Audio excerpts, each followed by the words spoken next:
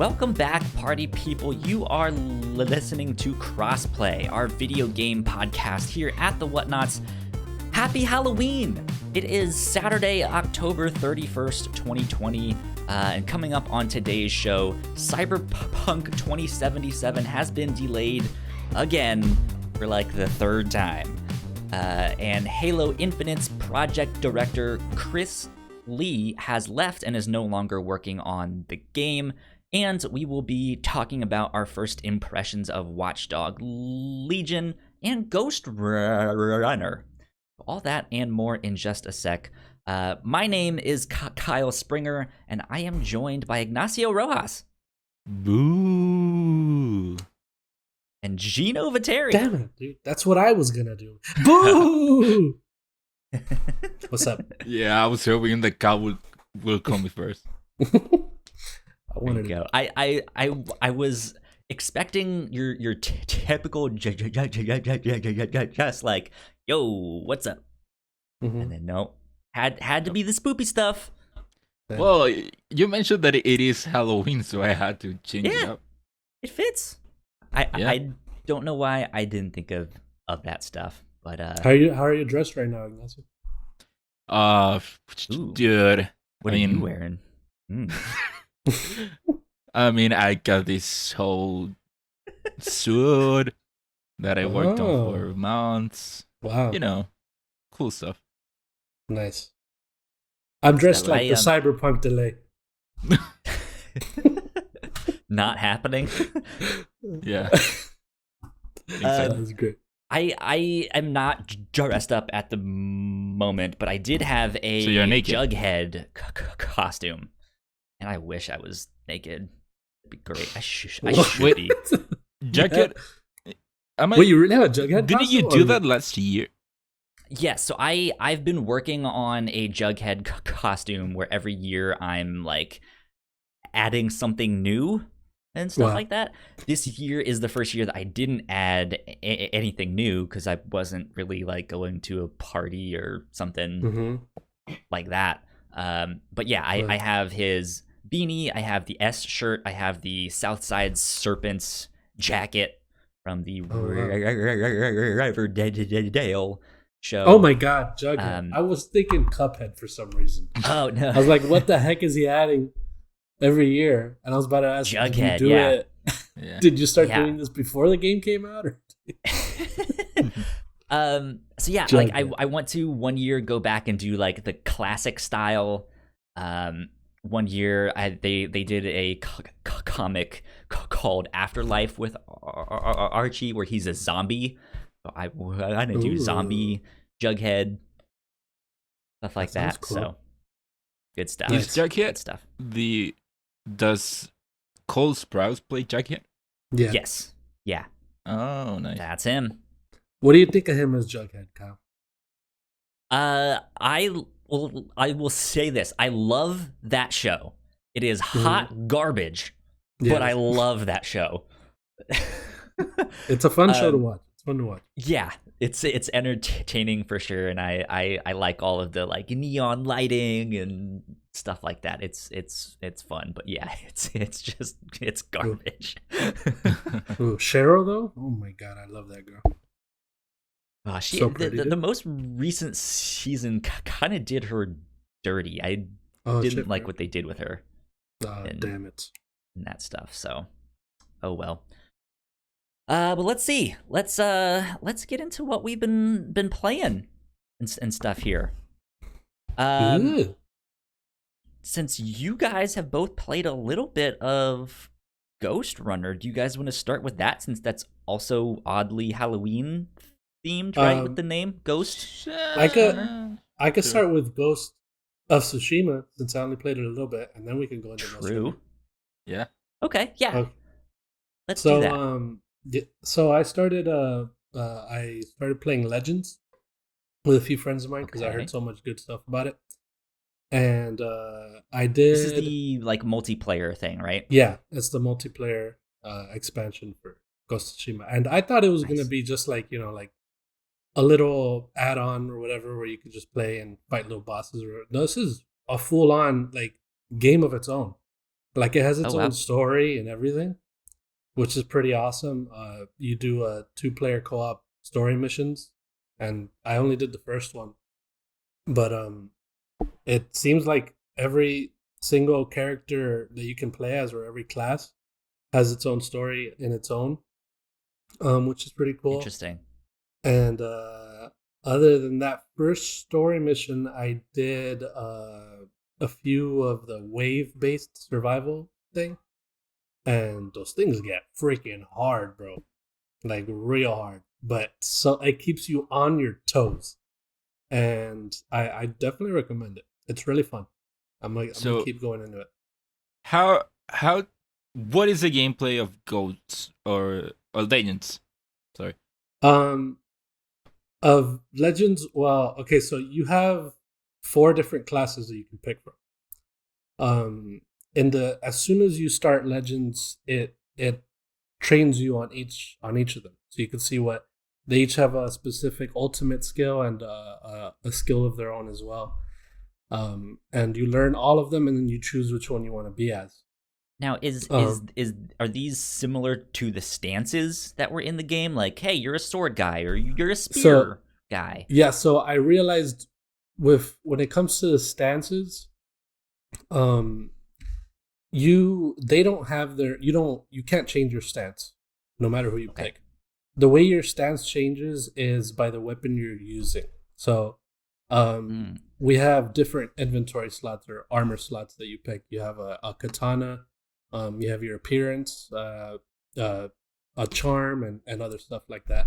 And based on the katana you pick, each katana can either come with it. It has a stone stance, it has a water stance, and stuff like that. So you'd be changing stuff out based on what you're going to be doing. That's how that works.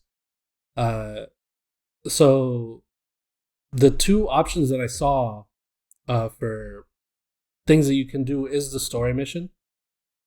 The story missions, which are 2-player co-op, you have to do it with another person. You can't do them by yourself. And which are like little, they're like going into different camps and stuff, but they also have like a certain boss or something that you're gonna fight. And the other one is the wave-based survival, which is like 15 waves that you have to defend 3 different points that you won't let these people take, and it keeps getting harder and harder every single time. And fortunately, I beat one. And when you beat one, you get a shit ton of loot, and you have to raise your item level, and along with that, you also raise your own level. So what just came out now is actually the raid, which I don't know what that is, but I'm assuming it's you fight some big boss. I don't know how that works though, and I'm excited to try that, but you need to grind a lot to get to that. Interesting. Yeah, that's what I wanted to know, because Ghost of Tsushima is a game that I think balances both the action part, the action gameplay, with the stealth gameplay. So I wanted to know Legends, with it being co-op and going on missions, and even the raid, I wanted to know how the stealth aspect work on it, if it leans more towards the action part, or does it also have a balance? You could there's definitely some sort of balance that you can do with who you're playing with. It's obviously easier if you're playing with people that you're in a chat with. But at the same time, you could also you have the option to mark enemies and tell someone, I'm gonna get them, and then you get the other one. But I noticed that stealth in co-op is a lot harder to do than stealth by yourself. Yeah. So it ends up just the wave based one is pure action. There's no stealth on that one. Because people are just coming at you constantly. But the story mission is more, you have a balance between 2 of them, because it's only 2 of you, and you're moving through certain little areas and stuff like that. So there's a balance that you could just pick the mode that you want to play as, pretty much. Play in. Okay. That makes sense. Yeah. It's fun though. It is good. I didn't expect it to be so dense. Yeah. There you go. Yeah. Ghost of Tsushima Legends. So Ghostrunner I don't know if you want to go, Ignacio. I've been talking a little bit too much, and I'm freaking dry right now. I can go for Ghostrunner. Yeah, and I'll add. Yeah. So Ghostrunner came out this week, and at first I wasn't expecting to get so into the game, but the thing is that the game does draw you in with a challenge. Mm-hmm. So Ghostrunner, basically think of it as Cyberpunk Mirror's Edge crossed with Katana Zero or Hotline Miami. Dead Cells. Crossed with also with Dishonored in a way. Yeah. Yeah. So it looks great. It is great. It is a ton of fun. Mm-hmm. Basically, the story is about you being, I think, betrayed, or something happens to you at the beginning of the game. So you are kind of killed, but some people pick you back up, and the whole game takes place in what's called Dharma City, which is Oh wow. so the world has gone to shit. And so someone called the architect decided to create this whole place where humanity could live on, which is Dharma City. Which is, think of it as a building the size of a whole city. So you start the game pretty much at the lowest part of the city, and your mission is to go back up to confront again the person that you are trying to kill. And so you go through it. That other person has sent people to kill you. So basically, you are just now this cybernetic ninja that can do parkour. And so you have to go through rooms, kind of like rooms of enemies, trying to kill them. And it is kind of like, dude. It is like Hotline Miami or Katana Zero in the way that it is a one-hit kill. So if they hit you, you are dead. Ooh. But the good thing is that the game loads you back up pretty quickly. So even if you die, you still keep the momentum going and going. Yeah, the game's really fast paced. Yeah, it is super fast paced. Even the music, it makes you go even faster. Yeah, going with the tempo. Soundtrack's incredible. Yeah. That's basically what the game is. It is you going through this city, doing parkour, killing all these enemies, and it is pretty challenging, I would say. Chances are that you will not get it on the first try every time you encounter new enemies. And as you keep going, they keep adding new stuff. For example, they keep adding new enemies. Yeah. The enemies keep getting newer weapons. Also, now at a certain point, you get to the point that you cannot kill the enemies. They are covered with a shield. And so what you have to do is you have to find the shield generator and destroy it before you can kill them all. Yeah, the point of the game pretty much is when you get into these different arenas, you sort of have to die to figure out how you're gonna get to finish what you're doing, how you're gonna kill everybody. Because you might see a shielded person, but you see like the connection of the shield going somewhere else, and you have to find out where that generator is. Yep. So getting to it can get you killed, but if you find it, then there's also different paths that you can take around the whole arena to kill people, and it's super fast paced. As soon as you die, you're back in again, and I've noticed myself getting a lot better, which is awesome to feel like that. Mm-hmm. And also later on, you didn't mention exactly, you get different skills as you progress. I still only have the blink. I don't know if you got anything. I just got the second one. Which one was that one? It's like an air attack. Oh, you punch hard enough that you create an air current. That's cool. Yeah, the game's definitely super fun. I also I heard Insider that they delayed Cyberpunk because of this game. They were scared of Ghostrunner. They were super scared of Ghostrunner. Yeah. It's really fun though. I'm enjoying it. And also the good thing is that it is not full price. It is $30, which I was surprised because this I game didn't know that. is it could go for full price. It Oh really, yeah, it's a I don't know why $60 game. Yeah, yeah, I don't know why they decided to go lower. I think it was on I wonder sale. how long it is.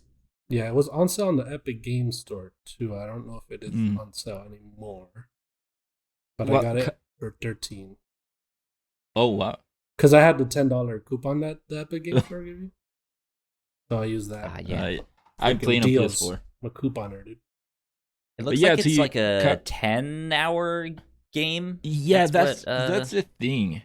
Because Interwebs is telling me. I feel I like was- it might be a 10-hour game if you're running through it perfectly. No. No? The thing is that I got stuck in one part, so I decided to go and look for a YouTube video. Mhm. And the video was, I think, 2 hours for the whole game. Oh wow. And the Shit. thing is that if you could do it all in one run, yeah, I think that you could beat it pretty quickly. But the thing is that you will die a lot in this game. Yeah, because some Yeah, missions so how take long me to beat 20, 30 says- minutes. How long to beat says the main story is 6 hours, Hmm. and a completionist is 7.5. Okay. But Yeah. I'm assuming I'm- that's mostly PC stuff. I don't think I'm Yeah. halfway through the game, and I have played at least 6 hours. Okay, that's good. That's good. Yeah. Yeah. The one thing, though, that I have to say is that the game does have some technical issues. I have only experienced one, which was that I got to this one arena Mhm. where you have to kill this group of people, which, first of all, it took me a lot of tries to do it. But Yeah. then after that, you have to go into this computer, and after you get to that computer, you get out of it. Supposedly some fans should activate, and that will let you keep going and go backwards. But the thing is that I did that, and no fan activated, Ah. so I had no way to progress on the game. So I decided to restart the whole level. And Yeah. the thing is that levels aren't short in the game. They are pretty long, yeah. They are fairly long. So it took me a while to get back into the place where I was. And even then, when I did that, there are a couple of fans. Only one fan turned on, and it was one fan that I didn't need. Interesting. Yeah, so what I had to do was, luckily, you can abuse the geometry of the game. You can just wall run Yeah, that's true, yeah. and skip some things. So I had to do that. I had to just wall run, grab into some things that I didn't have to, and then jump to the part that I had to go. And that happened to me twice, because later on there is another part where you need a fan to activate to get to one part, and I had to do that same thing, and it was harder than before to actually abuse the geometry to get to that part. Oh wow. Yeah, I haven't had that happen. Yeah. I'm But up other to than see. that, the game has been a lot of fun. I love that the game it isn't just you killing people with your sword. You have abilities that you can use.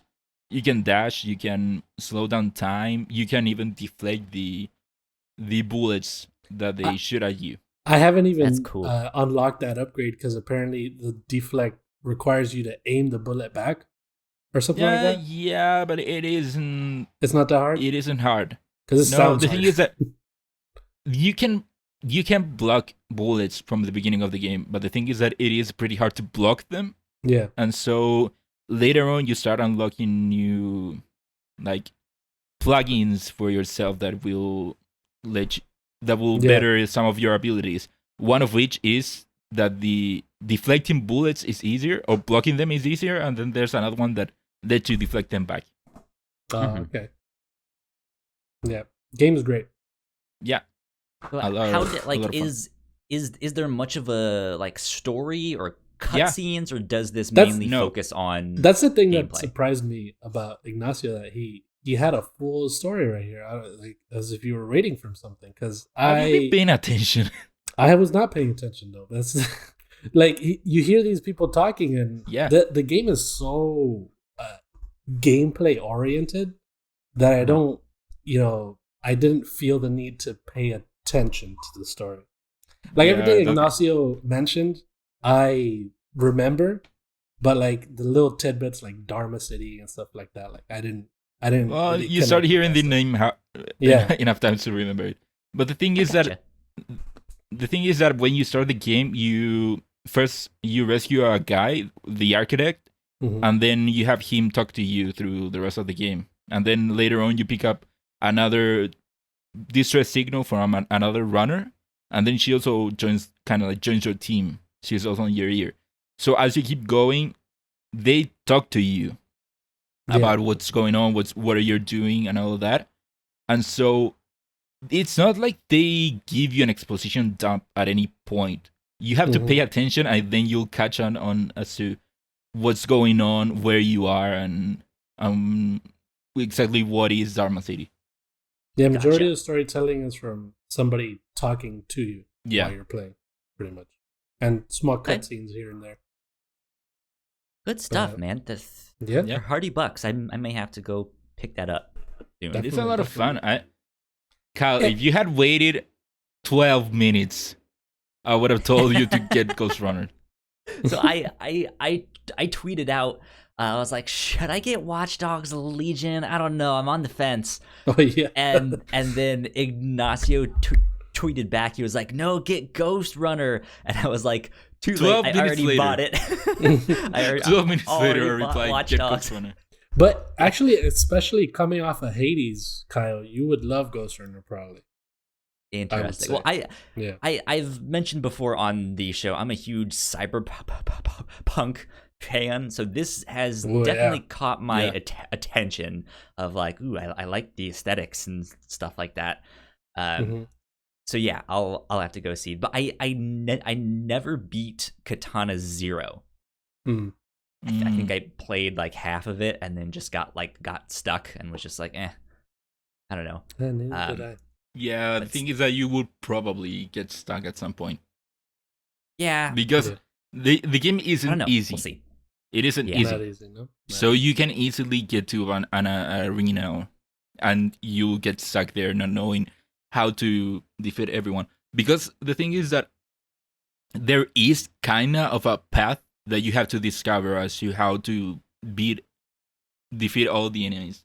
But the That one makes thing sense, that yeah. I did notice that I don't know if it is a bug or if it is intentional is that supposedly when you restart after each death, the encounters should go exactly how they went the first time.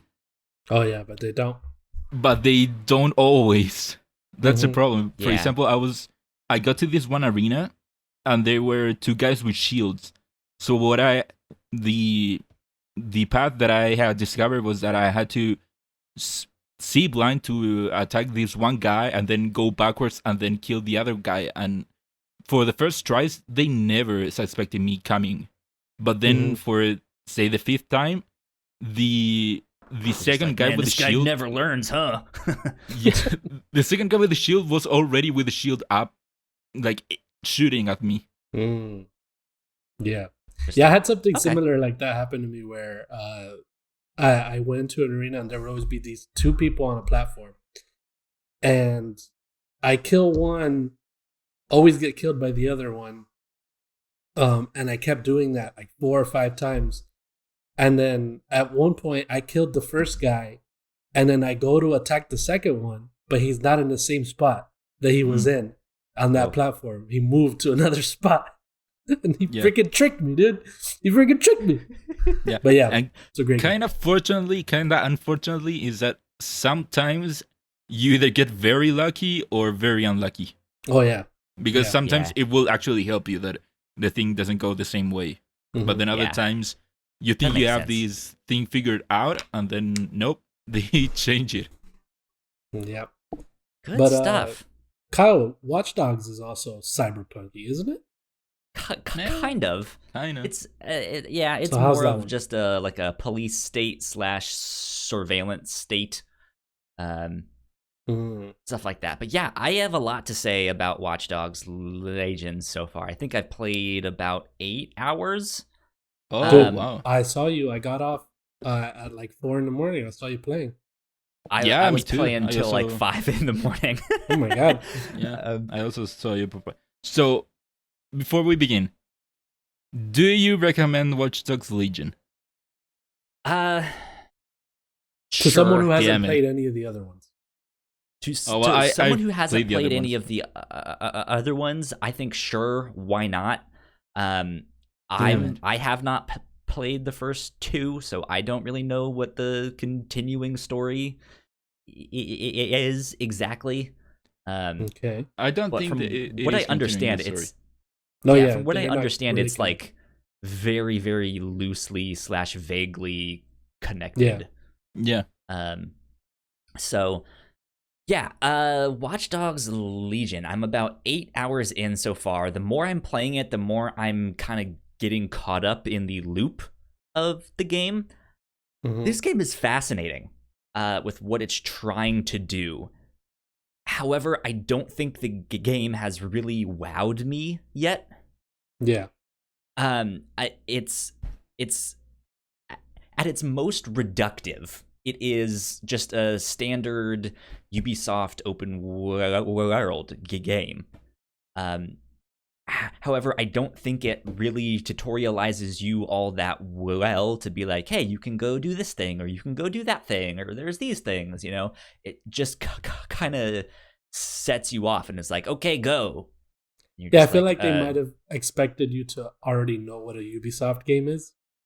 I mean, at this point, like, you can say like, oh, this game is a roguelite, or you can be like, hey, this game is a Ubisoft open world game, So it's basically that. The map is ginormous. It's divided into like 8 sections or something, and each section has a list of criteria to liberate like that section, right? And it's not you're not like liberating them. It's what they call making that section of the map defiant.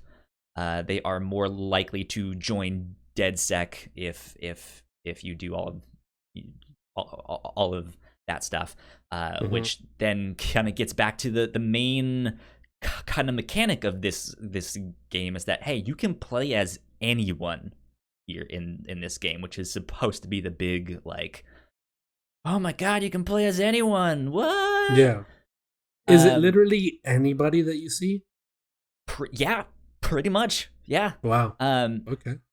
So it's hard to explain exactly, and I think that's the thing where I was like, it hasn't wowed me yet. I think as the game progresses, though, it will start creating more and more interesting situations from what I gather, but I'm not there yet. So yeah, you're walking up and down the streets of London, and you are a member of DedSec, this like hacker group that has been labeled a terrorist organization. And the game starts out with this small sequence where you basically get framed for these bombings. And so You who? DedSec. Who's you? DedSec. Oh. The company. Yeah, the like collective you. So yeah, you get blamed for these bombings, but it wasn't you. It was this other organization called 0 Day. And DedSec kind of has to start from square one, being like, hey, we don't have many recruits left. You're one of the few ones left, and then it gives you like an option of like 16 randomly rolled characters to start with. And you pick one and you go from there, and it's like, okay, like here's your first mission, here's all that stuff, and from the get-go you can start recruiting people right away. Each NPC has a button on them that it says start the recruitment process, or you can like hack their phone and it'll be like, okay, this person is a lawyer, they own a car, stuff like that, right? And so you can kind of pick them based on that. But if you start the recruitment process, most of them will be like, hey, I don't really know about joining DedSec. Maybe if you help me with something, I'll help you.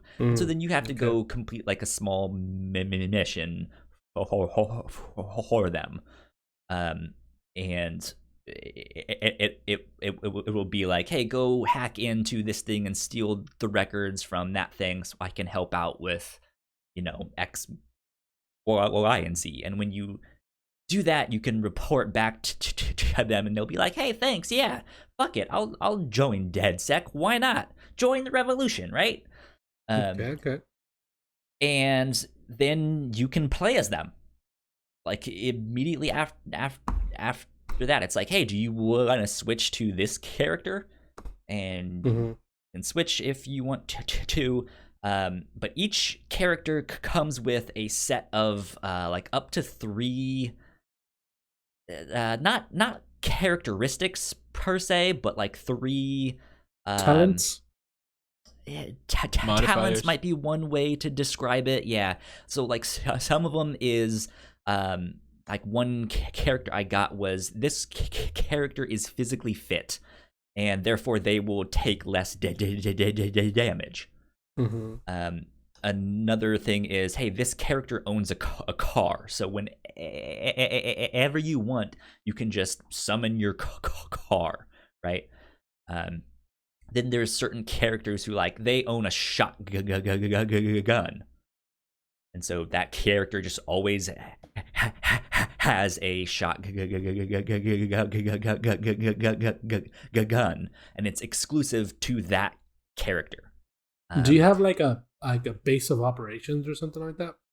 Yes, yeah, there is like a home base thing that you go to, and the more characters you recruit, the more characters will be at your home base, or you might see them like out in the world, right? Like, oh, hey, he's a team member, he's a DedSec member, and stuff like that. So it's fascinating, but on top of that, characters will have jobs, and sometimes certain jobs will come with certain perks. Whereas I recruited someone who was a spy, and they not only had a car, but their car came with cloaking and with missiles. So like they had extra stuff on there. The spy, then? Where did you find him? How do you find the spy? For that character specifically, each section of the map, when you make that section defiant, a new recruit will automatically join your crew that is highly specialized. So it's like, here's someone who's good at hacking, or here's someone who's good at melee combat and stuff like that. So I liberated one of the sections, and yeah, it was a spy that joined my team. But there are characters like that just out there, just walking around. And it's not like they're preloaded, from what I understand. Like, you only see what their characteristics are once you hack them, and then it loads up a backstory and stuff like that. Oh, that's cool. Yeah.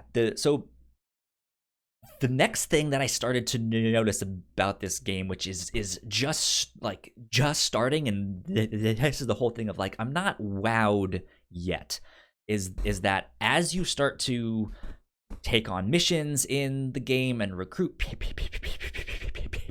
or beat certain people up, certain characters will be like, hey, this person is now a candidate for recruitment because they are the therapist of someone you've already recruited. Oh, that's right? Funny. Yeah. Or you go to take on a mission and you beat someone up, and it's like, dude, you put this character's cousin in the hospital. They don't like you. Or they don't like DedSec, right? So like, they probably will be a hard sell on like making them be a recruit and stuff like that.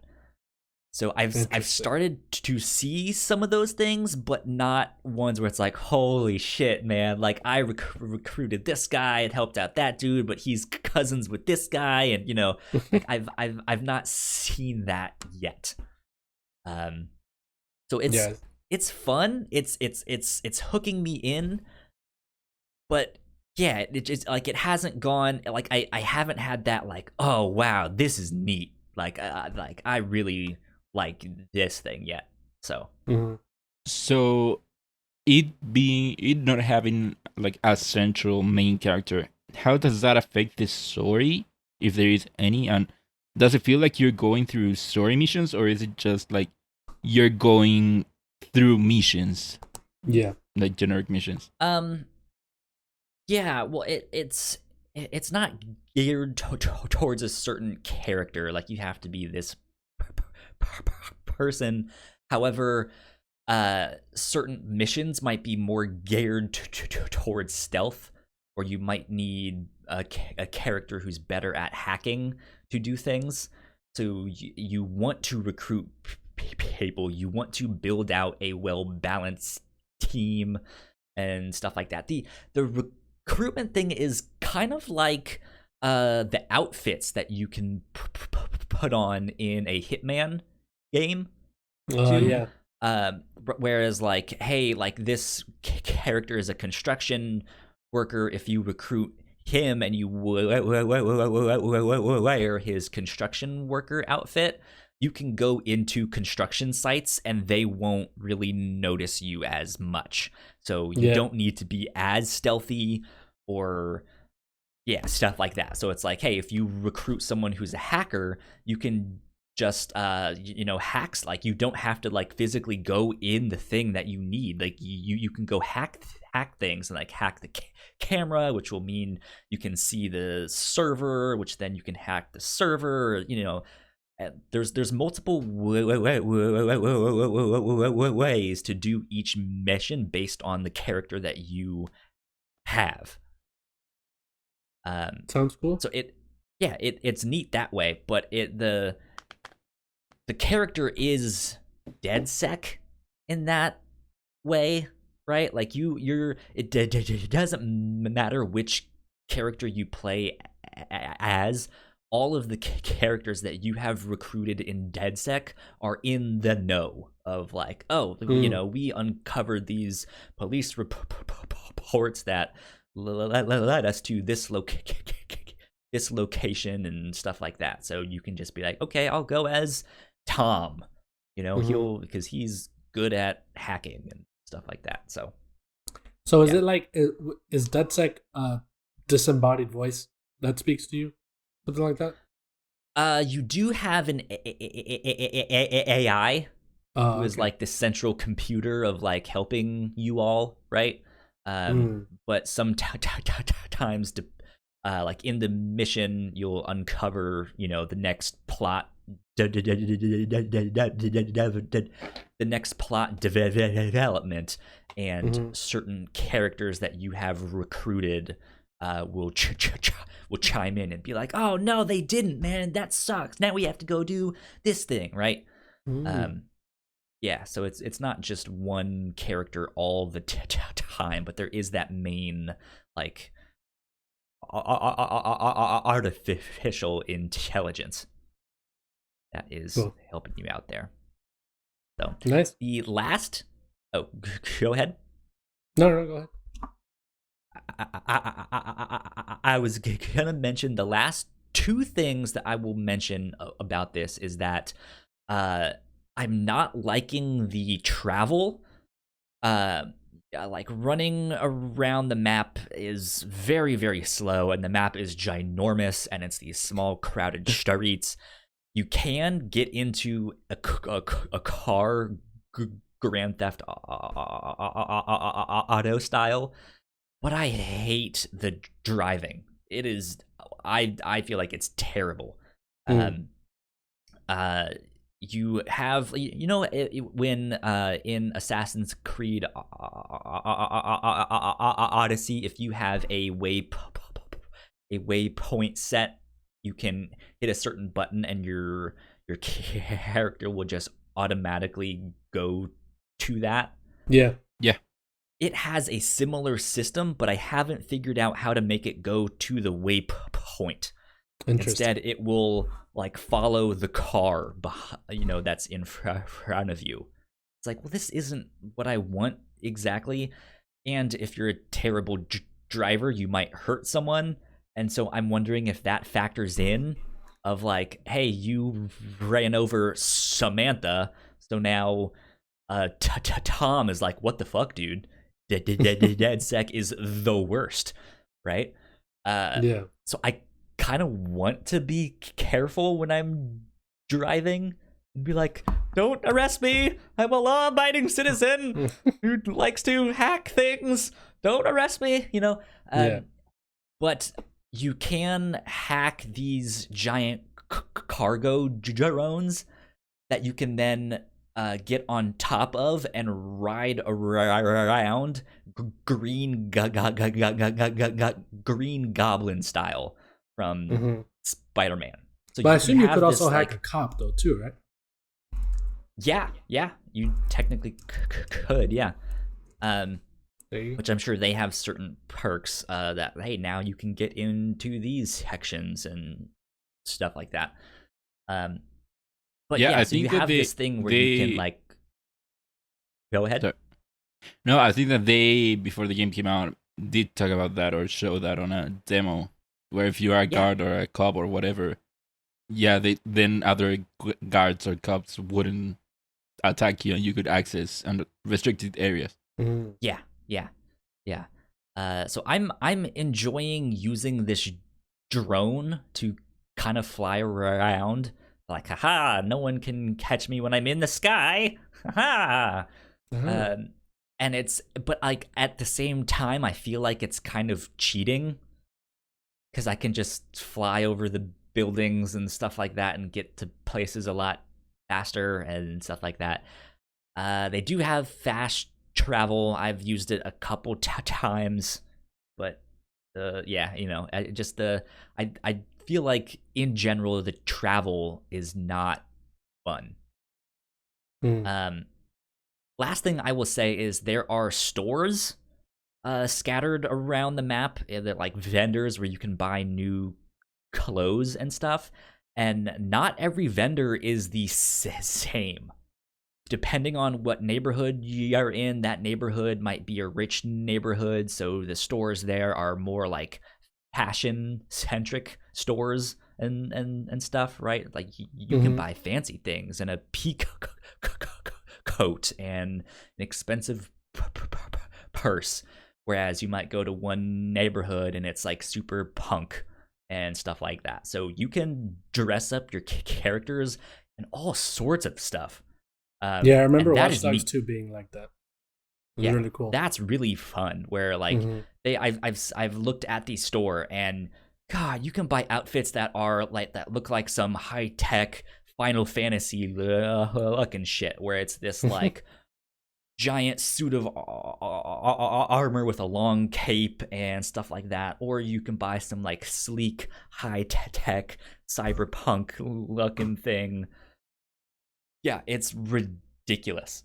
There's all sorts of stuff. So I think that part is really fun of just like, I'm going to customize my characters.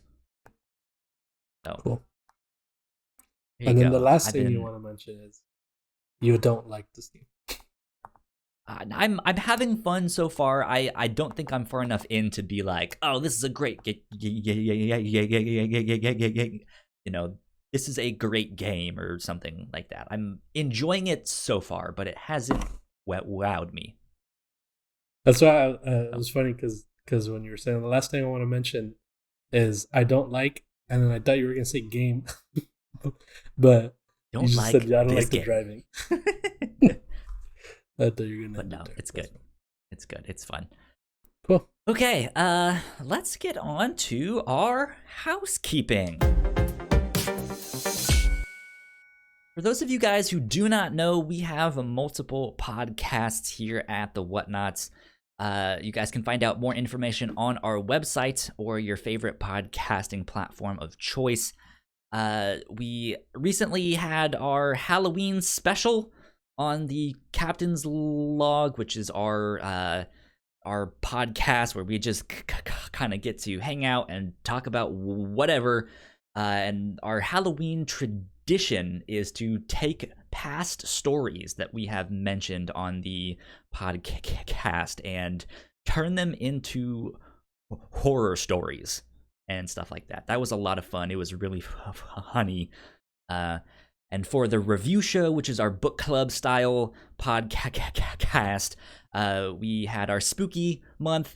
So we covered all sorts of horror movies and comics and TV shows and stuff like that. So you guys should all go check out that stuff. It was a lot of fun. If you guys like what we do, patreon.com/the Whatnauts is where you can support us for as little as $1 a month. We have a $3 tier where you guys can get all kinds of exclusive content. And last but not least, we would like to give a big shout out to our Patreon supporters at the $5 tier. So thank you so much, Sam, for helping us out. We appreciate you a lot. Thank you for keeping the mics on. Thank you, Sam. Yeah, thank you. Indeed. Okay, moving on to news of the week.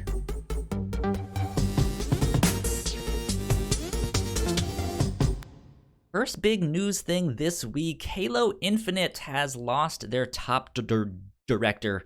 Ignacio, I think you put a Bloomberg link in here originally. Again, yeah. I think I'm past my free viewing subscription, so I can't see those ones. So we have one from IJJJJN here. This is Matt Kim, who writes, Halo Infinite project director Chris Lee has left the project after following a delay that will see the next Master Chief adventure released in 2021 instead of this holiday. Skipping ahead a bit, he writes, Lee is the latest top director to depart the project after creative director Tim Longo left 343 in 2019, followed by lead producer Mary Olsen. Halo veteran Joe Staten now leads the single-player campaign development, and Pierre Heinz is leading multiplayer. Let's go with Gino first. What do you think of this? I know you're not as much of an Xbox player, but does this Halo is still a big title. Does this worry you for that game, or so? What? When we first saw Halo at the showcase, there was no excuse for that game to look the way that it did. Mm-hmm. And I think seeing this, I feel like there's a lot more wrong with it than we all suspected. And it definitely does worry me because there's some huge turmoil going on there. But from what I know, in the history of the development of a lot of the Halo games, they've all been a nightmare, haven't they? I feel like the I've first heard something three like were pretty famously bad, but then all of the ones that 343 has done so far have been good. Now that's not to say that, hey, game development needs to be bad for it to be a good game, right? Like, what's funny about it is that because those three had a horrible game development, those games were great, and then the ones that 343 made with a good game development, not a lot of people liked. It's just ironic. So I wonder what that says about this one. Hopefully I hope it's good. This one is good. Because I don't think they can afford to have this one come out and it be bad. So do you guys think it'll still come out in 2021 or? Ooh, I think so. No. Yeah, I mean probably, but I wouldn't bet on it. So November of 2021, I believe, is Halo's like 20th anniversary. Yeah, so it's some anniversary for them. So I can see them releasing it then, which gives them quite a bit of time to wrap things up and fix things. Because I mean, that it was supposed to be out in like 2 weeks. Yeah. So it's not like they don't have the game. They do, but it looks like they're fixing a ton of stuff too. So we'll see. I mean, yeah. The thing is that I wouldn't bet on the game being either good or bad. Yeah. The thing is that I think a lot of people are putting way too much hope into Halo Infinite because they want it to be good, because they want Halo to be this big name again. But the thing is that Halo hasn't been a big name in a long time. Yeah. 343 hasn't put out a good Halo game in a while. And then it hasn't ever put out a Halo. No one has really liked their games. Yeah. 343 hasn't put out a good Halo game. So the thing is that people now are expecting 343 to put out this amazing game that will put the Halo name back into the mainstream conversation. I don't know if Halo Infinite will be able to accomplish that. Like you said, the game was supposed to come out in like 2 weeks, but now we're hearing this. But also, not that long ago, we also heard that they were bringing in a Halo veteran, someone that worked on the older Halos, Joe help on the Staten. game. Yeah, so because of that, I don't know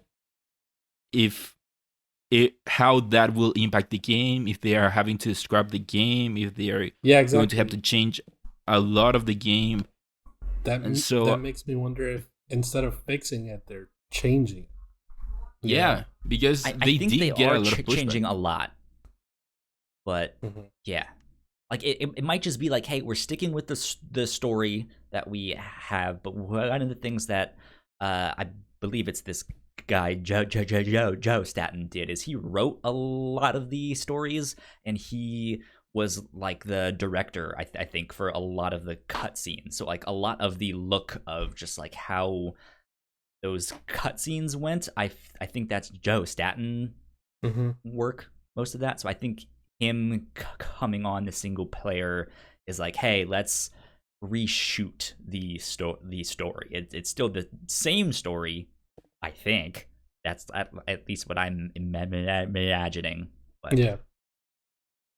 Okay, we'll see. No one really had an issue with. Well, we didn't really see much story, but no one had an issue with that part of it. It just looked bad. Yeah, the thing is, we didn't see much story. Period. Yeah, of the game. The people had problems with the game on other aspects, but still, I don't know.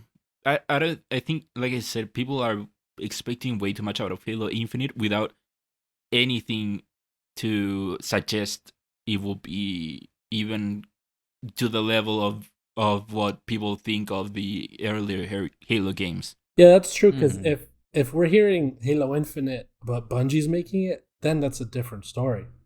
But that would be phenomenal. But 343 hasn't really given us something to look forward to, I guess. Yeah. But oh well, we'll see what happens. Indeed. Next up, let's go to this Nintendo Direct Mini. They had another one of their partner showcases this week, and they mentioned that this would be the last one for the year. Yeah, I totally missed it. It's because they didn't even announce it. I don't know. Like, Nintendo does not give one shit if you watch this or not. They're gonna release whatever they want to say. What they want to say. The thing is, they know that people will. Yeah. Yeah, but Nintendo has been so weird with these mini partner showcases. They either give you a day in advance of telling you, they tell you 3 days in advance, or now they just shadow dropped it. And I didn't even know when I opened up Twitter, I saw people talking about stuff that came out of the mini direct, but I didn't know that there was a mini direct until I went on YouTube, and there I saw that there was a mini direct that happened. Exactly. Yeah. And the thing is that I personally I think that this is the best mini partner showcase that we got. It was a really good one, yeah. So let me read through all of these things, and then we can go back in and talk about them here. I think arguably some of the biggest things was the Control and Hitman 3 cloud versions that will be available. They showed us some more of Hyrule Warriors: Age of Calamity. We got a new trailer. There was a demo that is now available, and the full game will be coming November 20th. They showed us more of Immortals: Phoenix Rising, which will be coming out December 3rd. Bravely Default 2 got a new trailer. They showed off some of the characters. Unfortunately, that one got delayed. However, they did say that the new release date is February 26th, 2021, and that will be exclusive on the Nintendo Switch.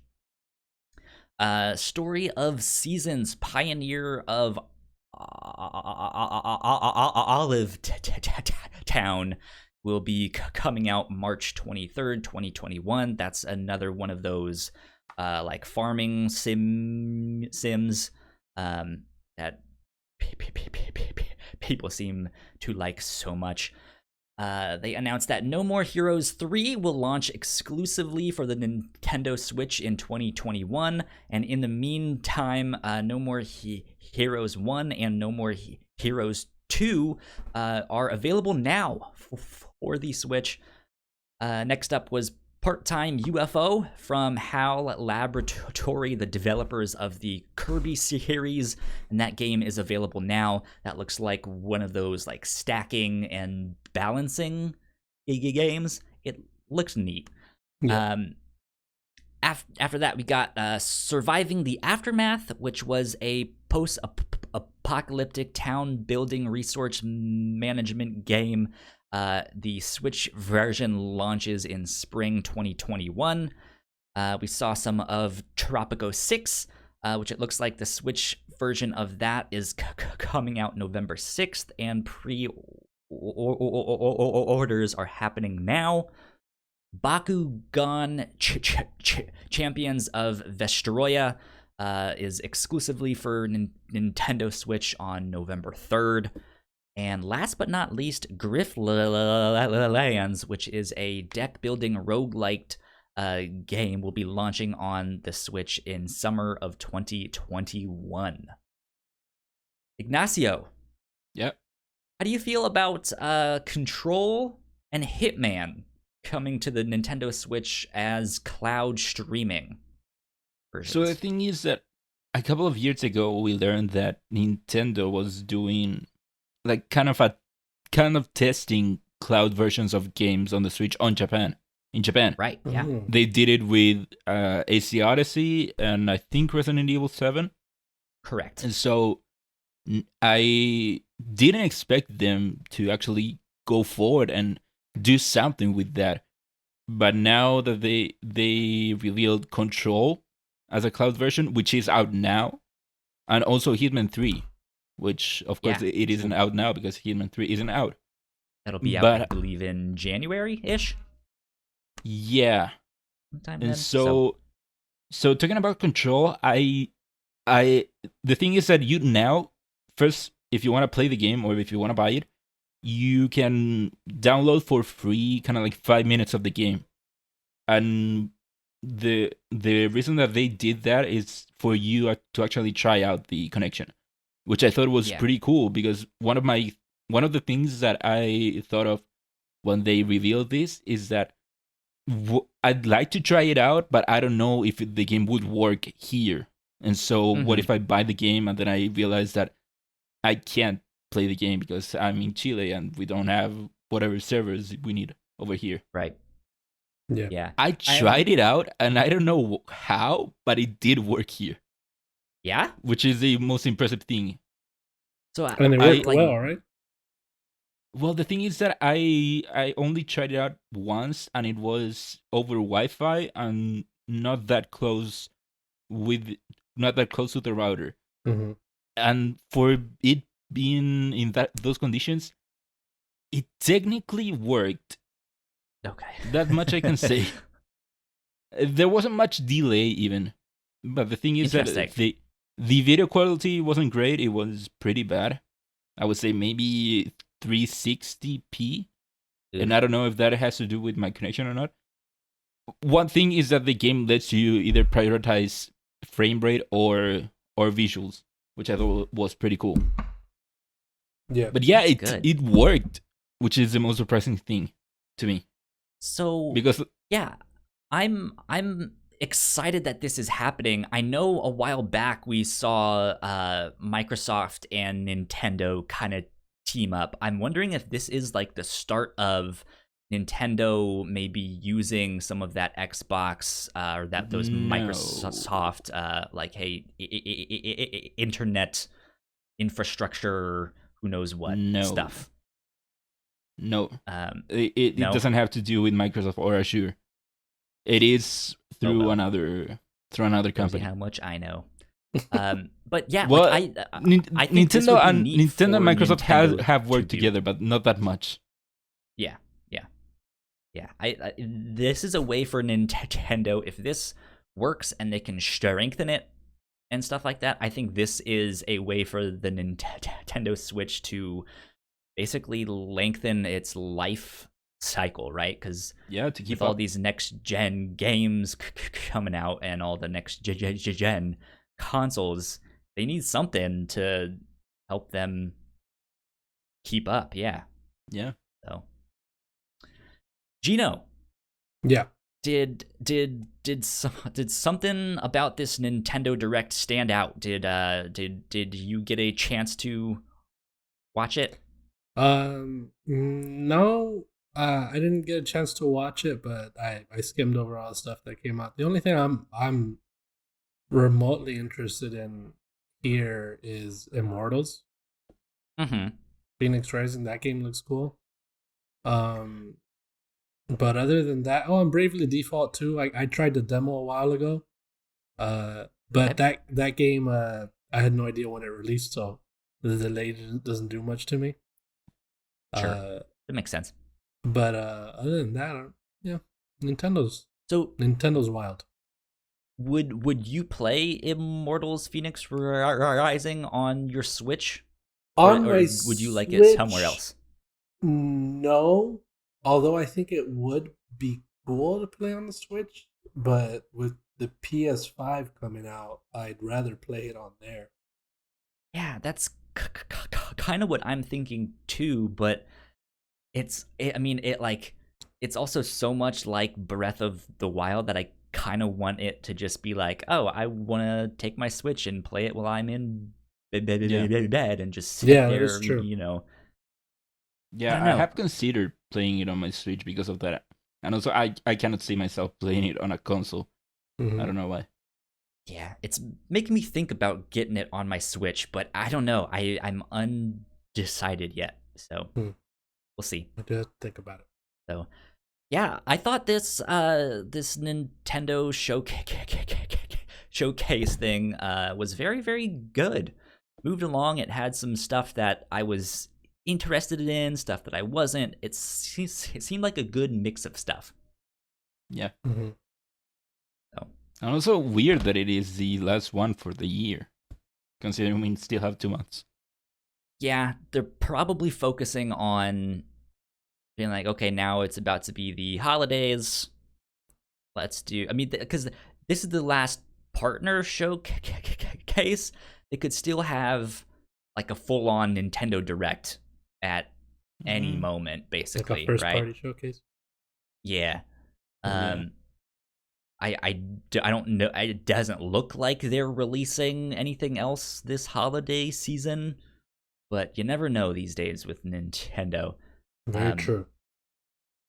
But yeah, there's also rumors of a new Switch coming out sometime next year. There's this weird thing that they keep doing with like, hey, you can buy certain games until March 31st. And that's it. And then you can't get it. So something's up with them. Yeah. I have a feeling they're I gonna don't. Go ahead, guys. No, is that I don't think that it necessarily means anything big. The fact that so many games are going to be pulled out at the end of their fiscal year. That's so weird, though. I mean, that's the only place they're the only people that do that, right? Nothing. Like PlayStation or Xbox doesn't do this, or have they ever done it? Yeah, but Nintendo hasn't done this before. Yeah, that's so weird. Especially for digital store or like physical, like brick and mortar stores. Like, how do they do that? How does that work for them? Well, I think that means that they will stop restocking all these people. They will stop taking in orders from them.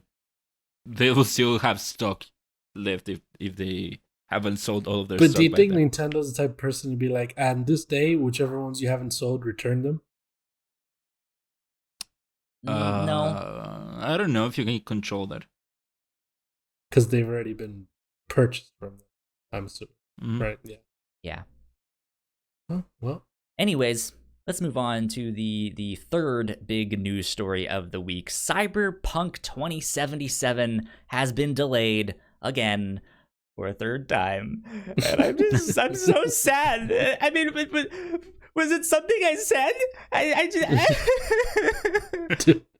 Dude, at this point, whenever you see CD Projekt Red post on Twitter that yellow background, God, some bad news. You know what I mean? Someone did that recently as a joke. Yeah, I cannot remember who did it, but I think it was someone did it as a joke, and it was like, "Hey, we're doing fine," or something like that. I want them to do that the day before the game releases, and they're like, "Just wanted to let you guys know that it is releasing tomorrow." No, or something like that. No, I will have a heart attack. It would be terrible if they do something like that. They need to poke fun at this at some point. Yeah. To lighten it up a little bit. No, I mean, I don't think that they should, to be honest, because the problem that they've been having right now is that they are talking a bit too much. Yeah. And so that has brought some problems for them. So I don't think that they should keep talking about it. That's like the annoying part of it, that I think it's great for a company to be candid with their audience. But at the same time, this shows that being candid with your audience brings out the majority, the vocal minority of people that send death threats and stuff like that, and that's what makes people not be so candid with their audiences, because of that backlash. It's not even just like we want them to be candid, but we want them to be transparent. Yeah, which it looks like that's not what they're doing. Like, it looks like they're being candid, but they're obviously also not being transparent, where they're like, hey, no more delays. And then, they send out an email that's like, hey, we're delaying this. Like, no more crunch. And then it's like, hey, we're going to have to crunch. It's just like, come on. Just, yeah. That's why I think that they shouldn't keep talking and just let it happen. Go away for a bit. Or like so, December 10 comes around and it doesn't come out and they don't say anything. Oh God. No. So here is a article from IGN, again written by Matt Kim, who writes, Cyberpunk 2077 will be delayed again by 21 days, with a new release date set for December 10th, 2020. Skipping ahead a bit here, this is a quote. It says, the biggest challenge for us right now is shipping the game on current gen, next gen, and PC at the same time, which requires us to test 9 versions of it. CD Projekt co-founders Adam Badowski and Marcin Iwinski said in a statement.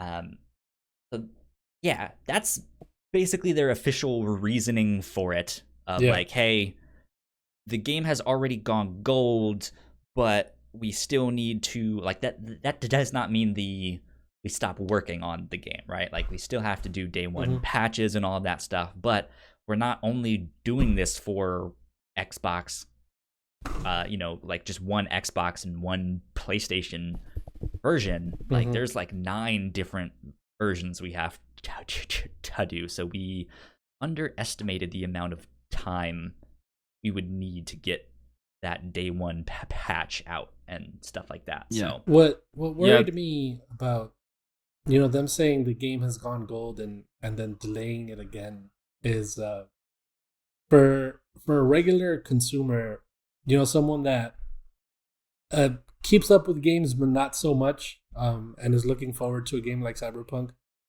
and they've heard the term going gold, they assume the game is already going to be shipped, ready to be sold.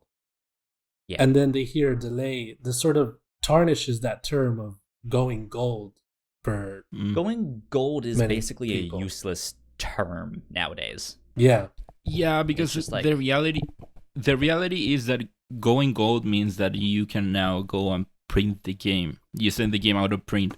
And the thing is that the companies have optimized the process enough that by the time when they send the games out for printing, they still have some time before the game actually comes out. So when they go gold, the thing is that after that they will still keep working out some kinks that they hadn't worked out before, just because of time. Yeah. And I think that every company does this. That's why we get day one patches. The thing here is that CD Projekt Red kind of like underestimated the time that they would need to work out the kinks in between going gold and the game coming out. So yeah, and because they have to juggle so many games, like so many versions, like they said 9 versions of it. So yeah, that's why we in this case we're seeing kind of like the optimization of the process kind of like catching up to them. Yeah. I feel like them delaying, because these aren't coming out for the next gen consoles when those release. They're coming out next year for next gen consoles, right? So the next gen versions. They're the next gen playable versions. on.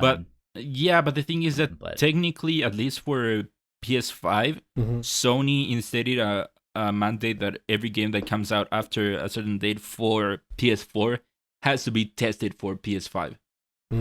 For it to be working on PS5. Yeah. So they're playable, but it's not the like, hey, this is like the next gen version. Do you guys feel like they might be having issues with the current gen version of the game?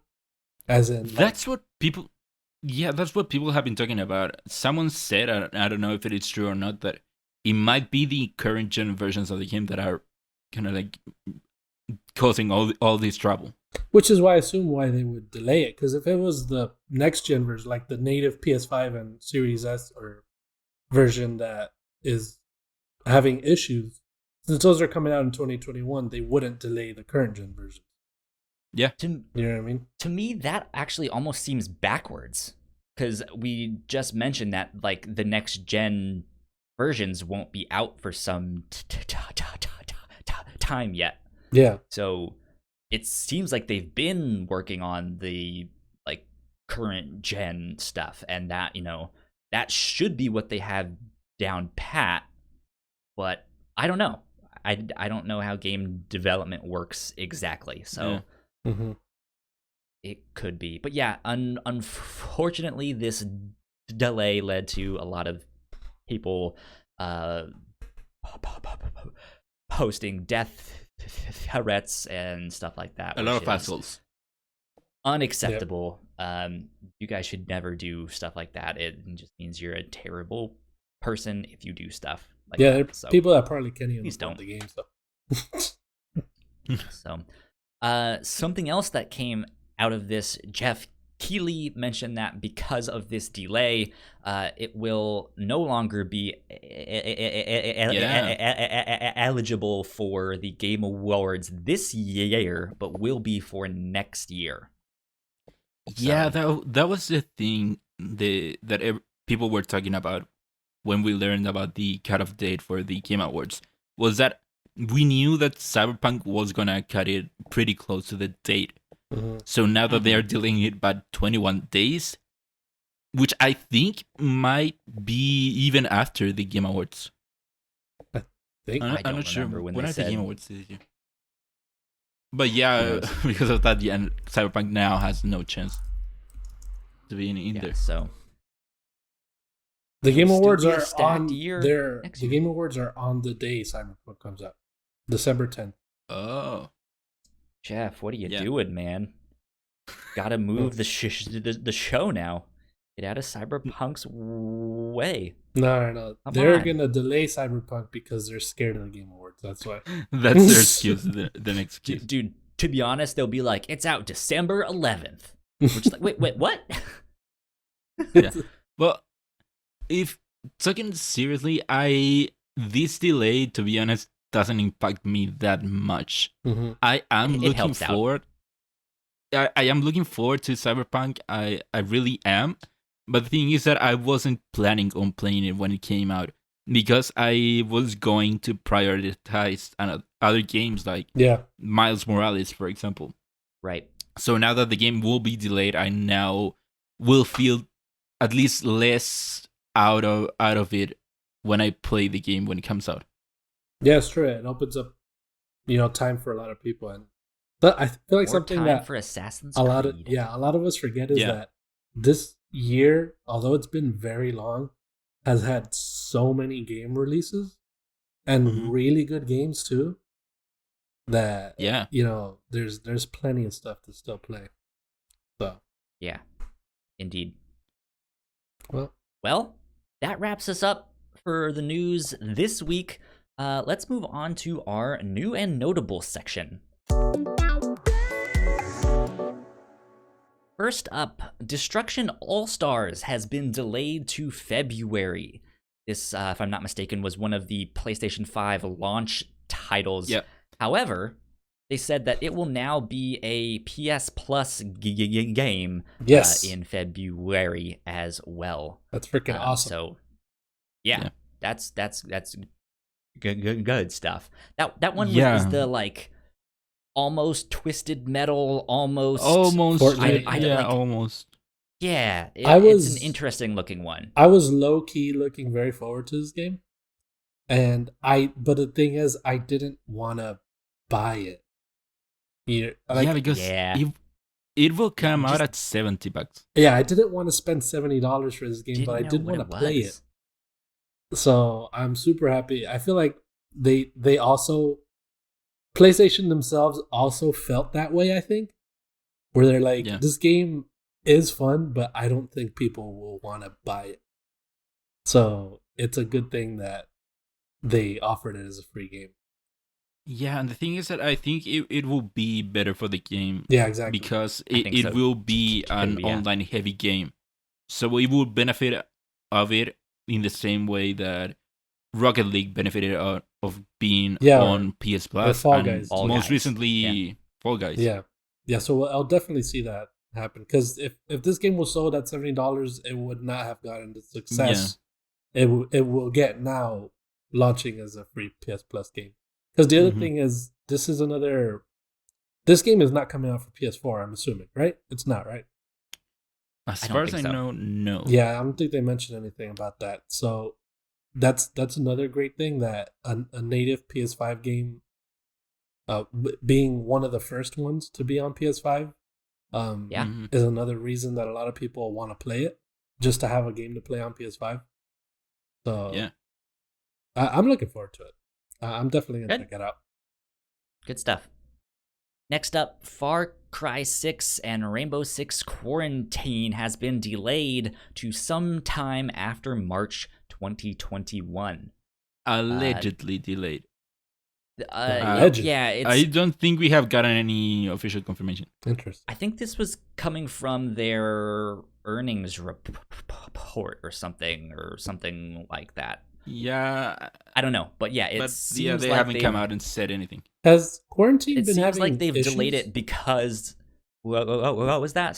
Sorry. Has quarantine been having issues? Because I feel like I've heard of this game for a long time now. Yeah, the biggest issue is the name. Yeah, that I think that is one of the Very things. big Like, issue. it doesn't necessarily look good to put that game out right now. They might as well change it to Rainbow Six COVID-19. It might as well, yeah. Yeah. The Far Cry Twitter did put out a statement. Let me see if I can find it here. They just said that they are taking more time for the game. So yeah, I didn't know. That. Let me see. Far Cry, where are you? Far Cry game. There it is. Yeah, they have one of those like Twitter statements. But that's the thing. They use weird language with this. It says, while we know you are all anxious to get your hands on Far Cry 6, we want to let you know that we've been given more time to allow us to make this game you aspire to play while focusing on the well-being of our teams in this unprecedented global context. That's basically it. Like, they didn't say like it's delayed to March or something, you know. It's just like, hey, we've been given more time. Okay, good for them. So yeah, that's fine. So we'll see. Next up, Dragon Ball Z Kakarot adds a new card game. So apparently you can play Gwent. The heck does this mean? I can talk about this one. Yes, please. Yeah, so out of nowhere, they decided to add a card game to Dragon Ball Z Kakarot. It came out now with an update. I got to try it out. It is kind of like similar to Yu-Gi-Oh! So if you know how to play Yu-Gi-Oh!, you will be kind of familiar with how to play the game. It is an extra mode added to the game. As far as I know, it isn't like Gwent in Witcher 3 where they integrated it into the game. It is kind of like this separate mode where you get to build your own deck. You compete online against other people, either ranked or casually. Wow. And it is fun. We didn't need that. I'd much rather get news about the next DLC, which we'll still know pretty much nothing about. But as far as card games go, you can find some entertainment in it. It isn't that deep, but it isn't also bare bones. It isn't. Did they announce this prior to, or did they just release it? No, they did announce it. They released a trailer announcing it, but it wasn't that long ago that they announced it. Yeah, I never played any of these. Do you guys ever play like Yu-Gi-Oh or Pokemon? Like, when you collected Pokemon cards, did you play with the Pokemon cards? Yes. Really? I tried, but I don't think I ever learned the like official stuff. No, I just collected. Well, the thing is that Yu-Gi-Oh and Pokemon were big for a time in my school, where a lot of people played it. So we played it on recess, and everyone brought their own decks, and we'll play in recess. Did you win every time? I was not every time, but I'm decent with Yu-Gi-Oh. The problem is that they have added too many rules. Japanese decks. You got Japanese decks? Oh Why? yeah. Oh, why? Just because I was fucking cool. You're a real collector. That's why. Right? Oh yeah. I always loved opening the packs. Those were great. That was great to do. Yeah. I feel like doing that. The smell of the original loot boxes. Yeah, that's true. Yeah. I mean, so true. Technically, yeah. Those are the original loot boxes. Oh my god. They've been conditioning us for this entire time. Yeah. That's Indeed. crazy. But yeah, they added a card game to Dragon Ball Z Kakarot. Go try it out. It might be your thing. Yeah. There you go. I Next love up, Dragon we Ball know- Z. Wait, hold on. Sorry. I love Go for Dragon it. Ball Z so much. I just can't get into the games. Play Kakarot. I did for a while. Doesn't sound like you did. Either you lied about liking Dragon Ball or you lied about playing it. Shit. Called out on the fucking show. Fuck, I'll try it then. Hey, don't come at Dragon Ball Z Kakarot, my favorite game of all time. Yeah. Yeah, it's about being transparent, not just Yeah. being candid. You're Okay. right. You're absolutely right. Okay. Next up, we know the PlayStation Plus games for November. They are going to be Shadow of War and Hollow Knight. And for those of you who have a PlayStation 5, you guys will also get Bug Snacks. Heck yeah! High five, Kyle. High five. Woo. Heck yeah. Yeah, so I thought this was an interesting move by them that we are getting Bug Snacks. First of all, I'm excited that we're actually getting Hollow Knight because I've wanted to try that game, but I also know it's ridiculously difficult, so I never wanted to buy it. Yeah. So I'm excited about that. But Bug Snacks for PlayStation 5. Now, I'm assuming that if you don't have a PlayStation 5 yet, you can still put it in your library. No. Oh, It's gonna be, you can do that. It's gonna be free until February. True. Yes. And also, something that we forgot to mention, Destruction All-Stars will be free for 2 months. Months, not one. Oh yeah. As well, yeah. So that's good. But I'm assuming that this version of Bug Snacks won't be playable on the PlayStation 4. Yeah, I that's think what this I is was the PlayStation 5 thinking too. version. Yeah, because there are 2 versions. Oh. There are going to be 2 versions. So I also am wondering if Interesting. it is only the PS5 version. Interesting. I assume that it will be, because otherwise they technically would be giving you 2 games. Yeah. Two I don't know. separate versions of that. Who knows? Yeah, But- I mean, it is good to see that they are starting the PS5 generations with PS Plus free games. Yeah, for Bugsnax, it's different for me where I feel like Destruction All Stars became a PS Plus game because they didn't have much hope in that game. Mhm. But I feel like Bugsnax is different where in that feels like a good PS Plus game. Not that they don't. I think Sony was like, "Ooh, what is this? Like, Yeah. can we get this one and use this as I don't an know. I incentive think to sell some PlayStations?" I think it is there because they needed a game to be free, and Bugsnax was the one that made sense. But these I mean, guys yeah. these guys that made Bugsnax were definitely on mushrooms or some sort of opioid. They were on these Bug games. Snacks, dude. They were on Bugsnax. Exactly. Yep. Something's going on there. Something's going on there that we don't. Indeed. That's a conspiracy theory I don't want to get into. Into that Young Horses studio. What's really going on in there? You know what I mean? Yeah. Where's that no clip documentary, right? Yeah. Daniel Dwyer, get into it. That would make a great documentary, that studio. Freaking wild. Indeed. But yeah, going back to Bugsnax, I'm glad that it will be free because that's one of those games that everyone is talking about it because of the meme. Yeah. But I had no intention of actually getting it. Exactly. I feel like that's how it felt for everybody. Yeah. So I'm glad that it will be free, so I'll be able to try it out. Yeah. Let me ask you guys this before we move on to announcing the games with gold. Do you think PlayStation putting both Bugsnax and Destruction All Stars as PlayStation Plus games is that going to hurt the sales of these games or help them? I know we kind of talked about Destruction All Stars getting a boost as a PlayStation Plus game, but what about Bugsnax? Mm-hmm. Honestly, I don't know. It is the same thing with me with the Game Pass, where they keep saying that Game Pass is actually benefits games and that it boosts sales somehow. So I'm guessing it is the same thing for PS Plus games. So I'm guessing that it will maybe boost sales somehow. I feel like these are also games that they didn't expect to be record breaking in any way. Yeah.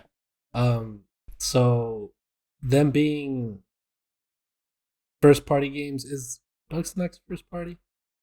No, No. neither. Well, Destruction All Stars is first party. Oh yeah. So they're not taking isn't. a hit on that pretty much because it's their game. So it only helps them that they're making it free as a PS Plus game. But Bugsnax it is exclusive though.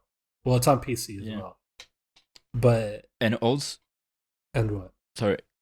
No, also speaking of Young Horse, their other game, Octodad.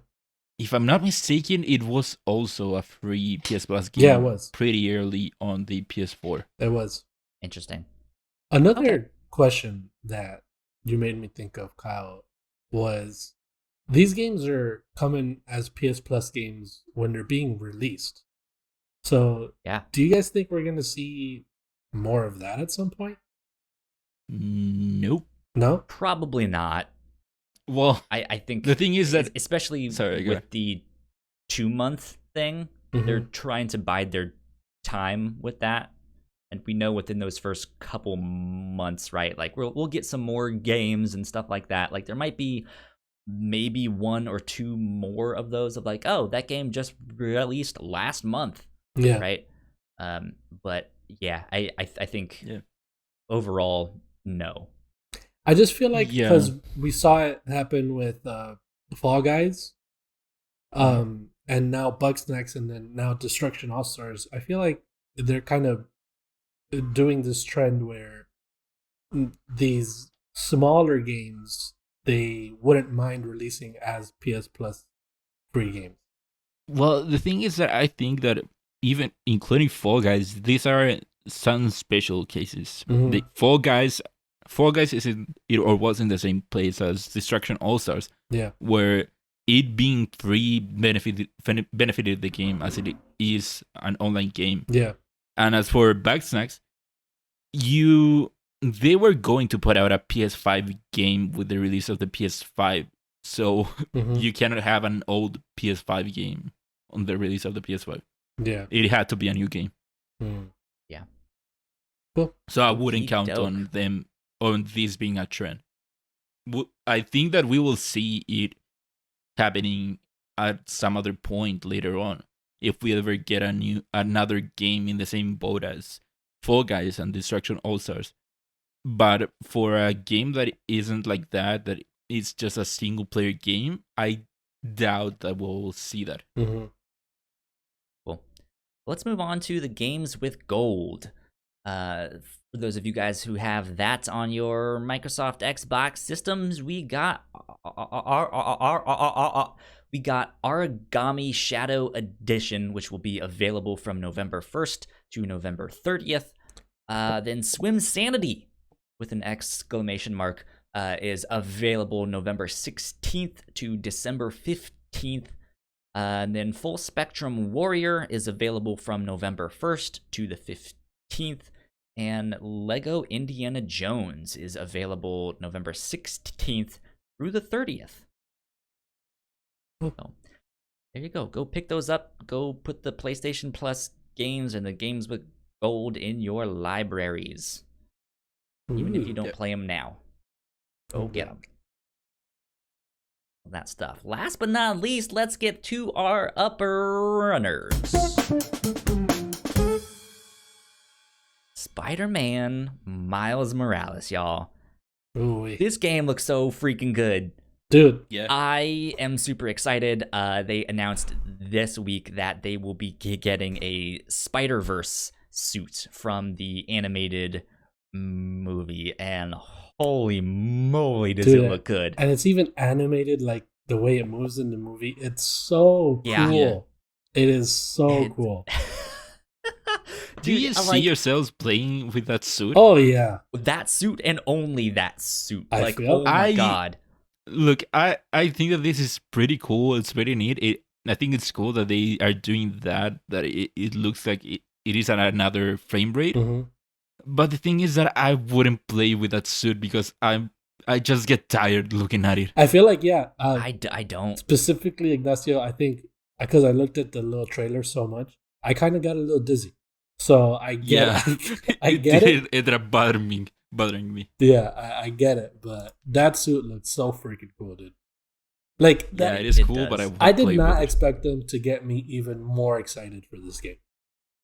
Yeah. Like, how? Have And what's neat is when you are fighting people in that suit, it still does the like sound effects like in the movie too. It's like zap, biff, bam, That pow, is so you know? cool, Yeah. man. How they did And that. I'm just like, oh, this is great.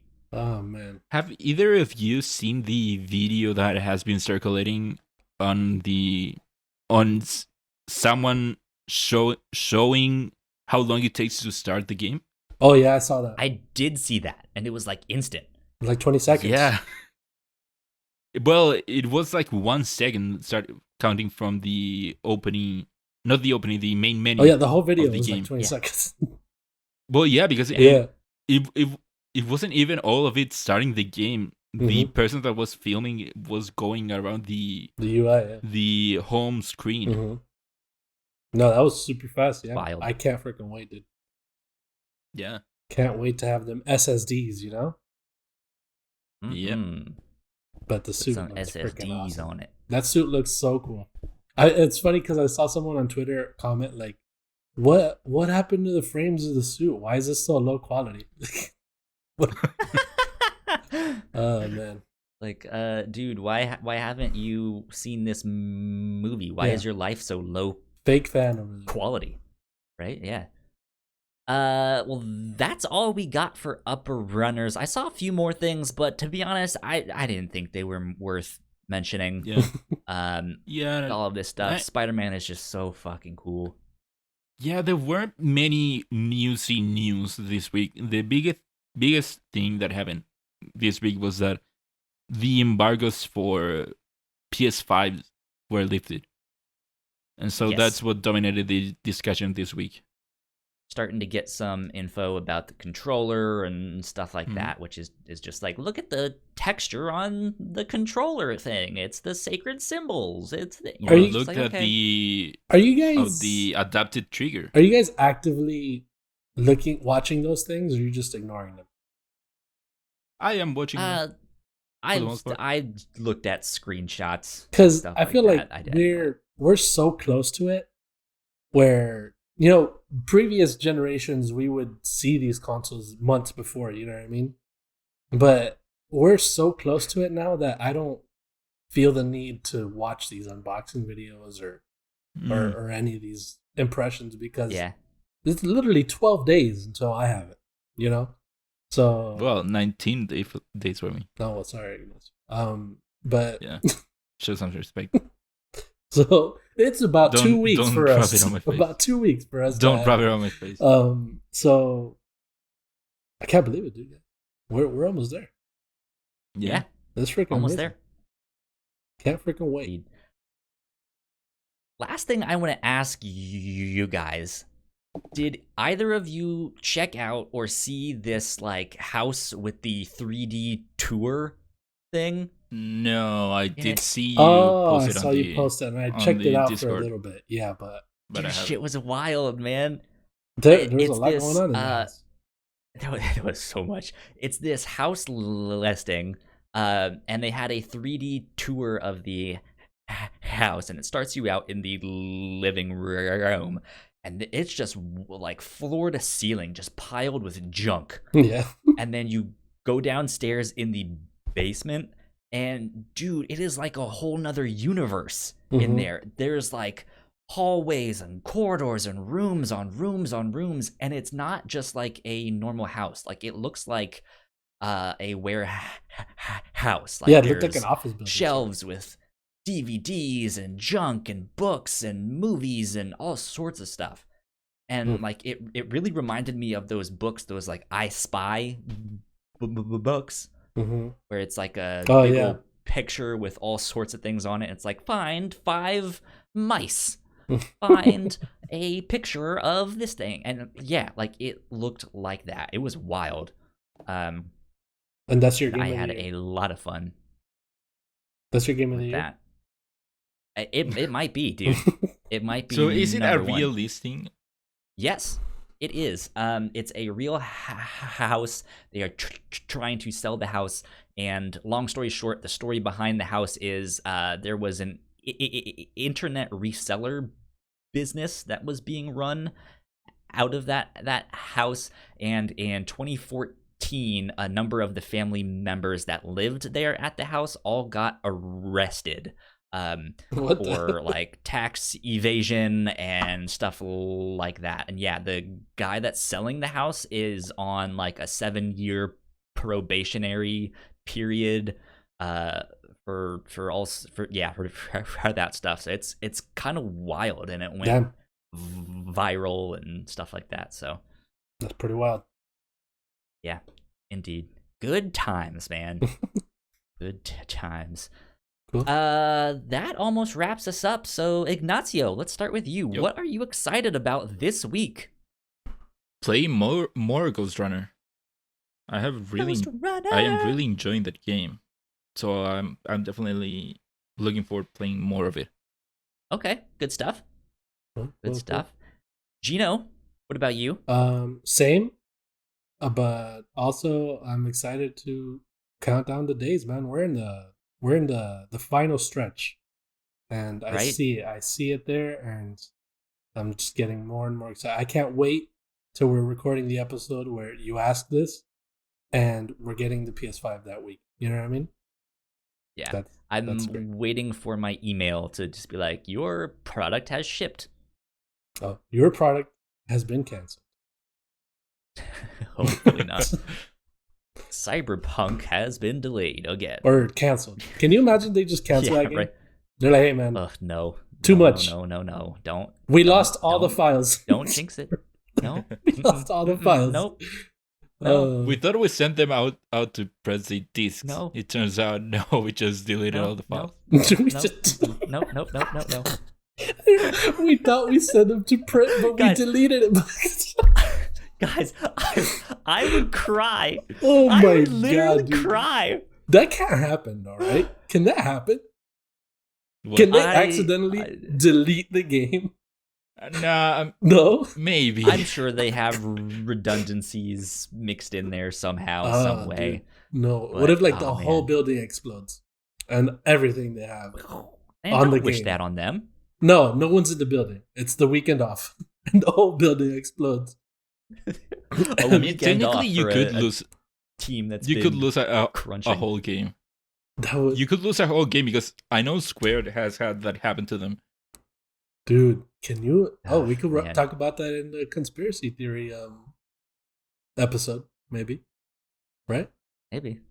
I mean, it isn't really anything like any mystery onto that. Yeah. Because it's just that the Square was so bad with managing their codes that, for example, when they wanted to remaster Kingdom Hearts 1 and 2, they had to do it from scratch. Dude, because they didn't have the original codes. So funny, man. Can you imagine seeing the Twitter post, the yellow card? Shit, we deleted everything. We tried shipping the game, but we realized we accidentally deleted it. It's not canceled. We're just gonna try again. We'll try again. God, that would suck. Oh my God, dude. Oh, that would be great. Okay, so more Ghostrunner for both of you guys then. Yeah. Oh, what about you, God? That's good stuff. I'm excited to keep diving into Watch Dogs Legion. I'm hoping to beat that game before I get my PlayStation 5, to be honest. Maybe. I might. Yeah, if you play every day. Not. Yeah. Which is, I think, what I'm going to spend the rest of the night doing, so. Damn, you make me want to get it. It's an interesting game. I'm sure I'll have more to talk about next week. Yeah, I'll hear more about it. Yeah, for sure. I'll for sure wait to play it. Yeah, I don't have any necessity of playing it now. Yeah. Yeah, I think if you can play it with ray tracing and see all the reflections and stuff in like that rainy London weather, I think it'll look fantastic. So cool. Because I ran into a couple glitches, but not much, and I'm on a base PlayStation 4, so I'm sure once you guys get it with a PlayStation 5 or Xbox or on PC, then yeah, it'll be good to go. Cool. Yeah. Nice. Good stuff. Well, that wraps us up for this week. I guess we'll see you guys next week. This has been episode 48 of Crossplay. We will see you all next time. Bye. My Twitter handle is at Ignacio Rojas B. That's Ignacio. at Yokal Springer. That's _Viteri. _ Viteri. Follow us at the Whatnauts. Look us up on YouTube. We are close to that 100 subscribers.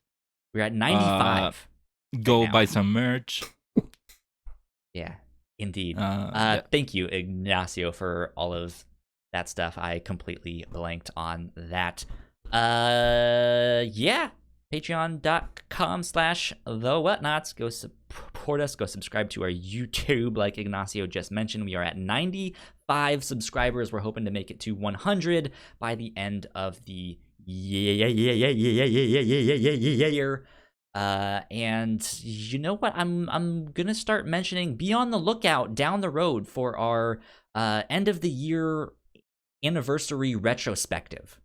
I'm gonna start putting that out into the in the universe now. That's something to get excited about. So yeah, that's it. We will see you all next time. And the Whatnauts go. Bye. See ya.